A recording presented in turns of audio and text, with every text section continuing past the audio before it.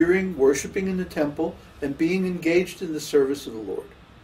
So when a person feels transcendental bliss, that is relishing the mellow. That is called relishing the mellow.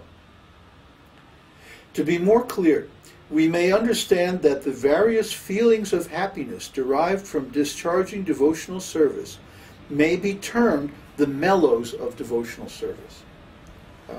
The very first symptom, way back in the beginning, I think it was chapter 2 or chapter 3 of, oh yeah, maybe it was even chapter 1. Yeah, here it is. Right in the beginning of chapter 1 of Nectar of Devotion, he says, the 6 characteristics of pure devotional service are, 1, pure devotional service brings immediate relief from all kinds of material distress. 2, pure devotional service is the beginning of all auspiciousness. And 3, pure devotional service automatically puts one in transcendental pleasure. See? So if you're not there yet, then you're not ready to relish bhava. You're not ready to relish rasa. Okay? Be honest. If you're not there, if you're not past the stage of anartha nivritti, you can't relish this rasa. You can relish some preliminary taste. This is called rasa-abhāsa, the reflection of rasa. And there's 2 kinds of reflections of rasa. You remember those terms? One was pratibimba rasa-abhāsa. Well, it was pratibimba nama-abhāsa. And what was the other one? Anyway, one is called a shadow, and the other is called a reflection. Okay? Just like there's a shadow of the holy name and a reflection of the holy name. The reflection of the holy name is when one's chanting is pure, but he has not gotten to the stage of full realization yet. The shadow of the holy name is when one's chanting is offensive. Similarly, when one is in the offensive stage of devotional service, he may relish some tastes, but they're going to be like perverted. They're going to be mixed with inharmonious states.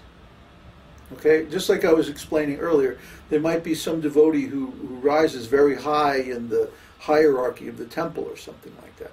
But he's still attached to his position. He's still attached to the different perks of being, you know, a big devotee. So, yeah, he must have some taste, or he wouldn't be able to do so much service. But on the other hand, if he's attached to some material position or designation, that means that taste is not pure. Okay, so that means he's in the offensive stage. He's not tasting pure rasa. But then there is the reflection of rasa. Rasa-abhāsa in the sense of the reflection of rasa, that when one reaches the proper understanding of devotional service, then he can begin to see the reflection of pure devotional service in the taste that he gets from his devotional service activities.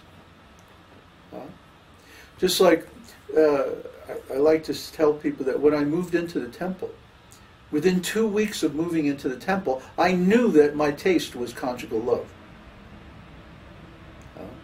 There was absolutely no doubt in my mind that was my taste. That is not to say that I had realized that taste. That's not to say that I was pure. Heck, I was still smoking cigarettes, sneaking out of the temple. Yeah. But I already knew that that was my taste. How do you explain that? Well, that is pratibimba rasa-abhāsa, the reflection of the actual rasa that one has, okay? And you can see this reflection. I think I've discussed this several times. You can see this reflection in your everyday activities, and especially in your activities in devotional service. like what your preferences are and what you get the most enjoyment out of, and so on and so forth. You can see this mood if you're sensitive to those things. So this is the beginning. This education in rasa tattva is the beginning of that, developing that sensitivity, that aesthetic sensitivity to the flavor of our love for Krishna. So anyway,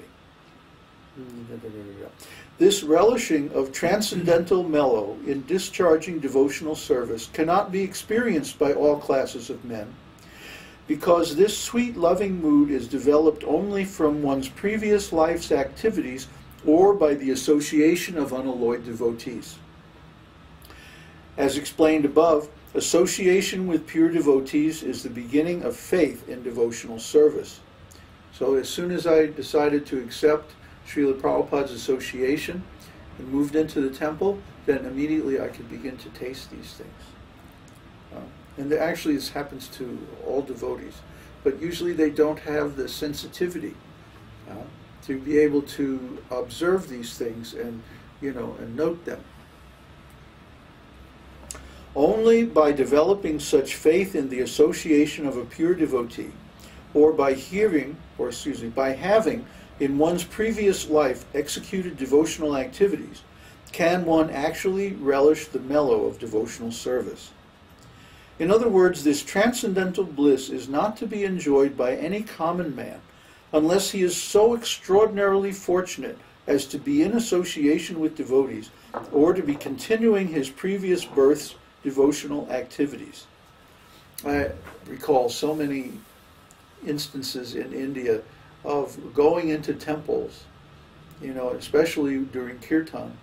I traveled a lot all over India, and in many places, and especially holy places like Dwarka and like that, up in Gujarat, or in Rajasthan, going into temples during kirtan and seeing perfectly ordinary people that you wouldn't think anything about if you saw them on the street, and see them in states of ecstasy chanting the holy name.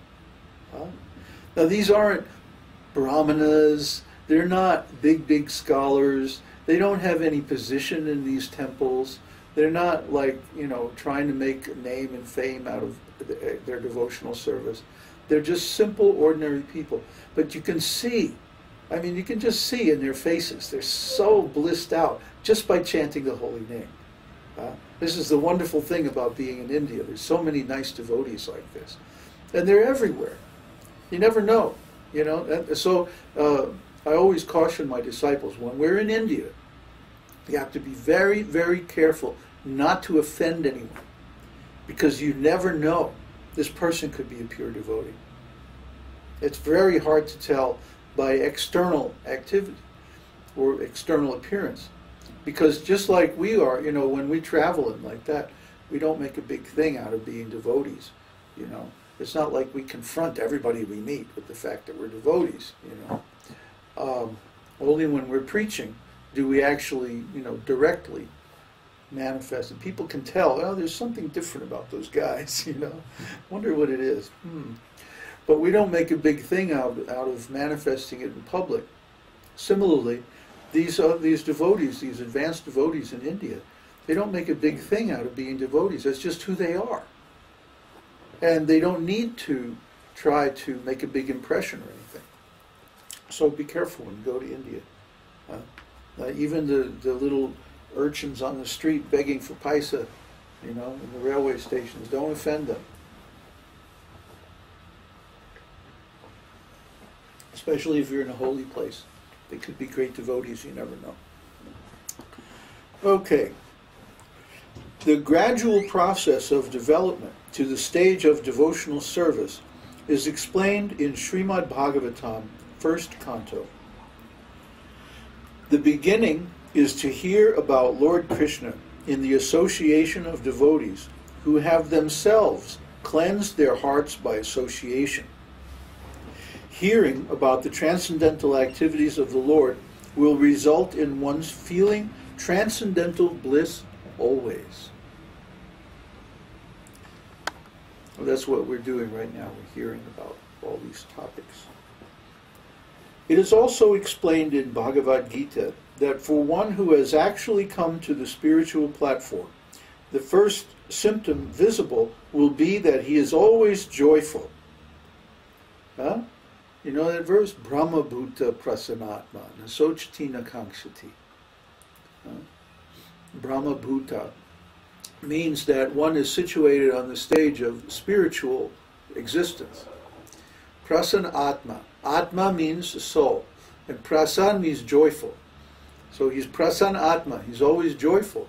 Nasochati nakangshati. He's not desiring or lamenting. Desiring means I want it but I don't have it. Lamenting means I had it but I lost it. Or I have it and I don't like it. Yeah, right. Did you hear that? Or I have it and I don't like it. Yeah. So when people are lamenting, it means they're in a condition of desire.